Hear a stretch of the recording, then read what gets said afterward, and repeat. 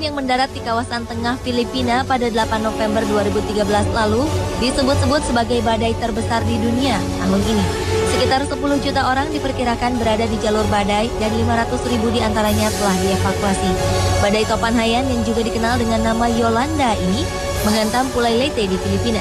Badai ini membawa angin berkekuatan 235 km per jam di dekat pusatnya dengan hembusan hingga 275 km per jam.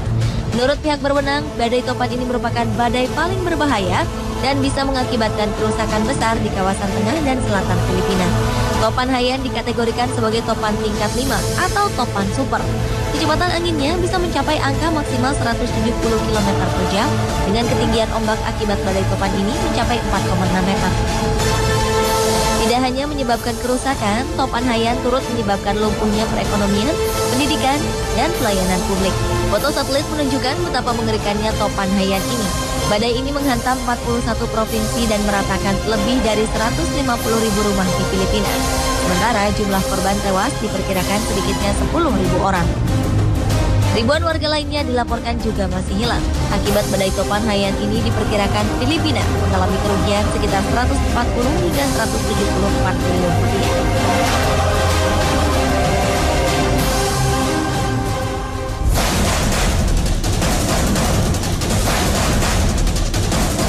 Masih belum usai berbenah dari topan Hayan, Filipina harus dihadapkan pada serangan badai baru, yaitu badai Zoraida. Badai Zoraida menerpa kota Caraga di Davao pada Selasa 12 November 2013 lalu. Menurut pernyataan Badan Astronomi, Geofisika, dan Atmosfer Filipina, mata badai baru ini menyentuh wilayah daratan kota Caraga dengan kecepatan maksimum mencapai 55 km per jam.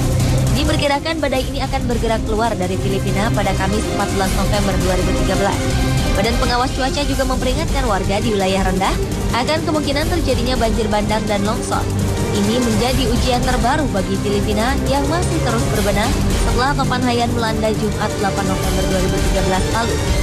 Dan badai Zoraida diperkirakan akan mempersulit upaya penyelamatan yang dilakukan oleh pemerintah Filipina di wilayah yang terkena imbas topan Hayan. Hingga kini pemerintah Filipina sudah menetapkan status darurat bencana terhadap wilayah yang terkena imbas topan guna mempermudah proses pendistribusian bantuan ke wilayah bencana.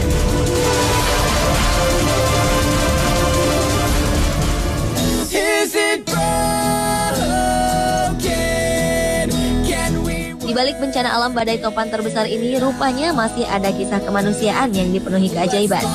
Salah satunya adalah yang dialami seorang perempuan berusia 21 tahun yang tengah mengandung. Perempuan bernama Emilia Ortega ini merasakan akan segera melahirkan ketika ia berada di tempat penampungan kala topan melanda.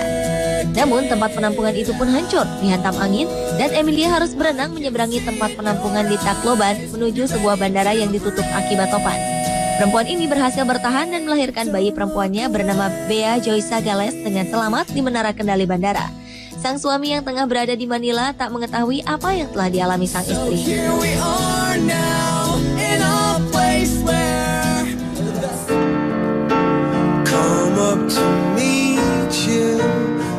Ketika topan Hayan melanda Filipina, seorang pemburu topan asal Amerika Serikat, Josh Morgerman, turut menyaksikan kerusakan yang diakibatkan oleh topan mengerikan ini.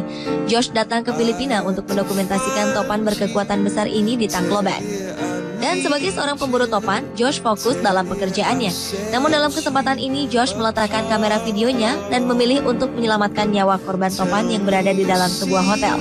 Para penghuni hotel di dalam kamar menghancurkan jendela serta berteriak minta tolong. Josh bersama rekannya Mark Thomas mulai membantu warga di dalam hotel dengan menggunakan kasur hotel.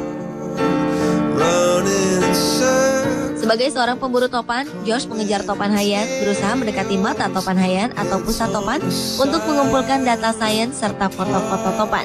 Menurut Josh, topan Hayan awalnya tidak terlihat seperti monster, namun tiba-tiba saja kekuatannya membesar.